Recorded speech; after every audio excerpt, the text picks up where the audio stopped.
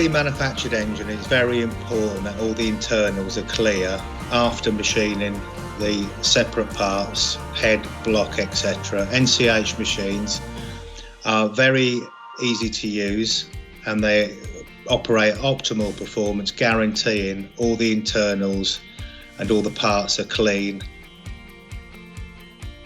The dry blast pressure is designed to remove rust and contamination quickly under pressure.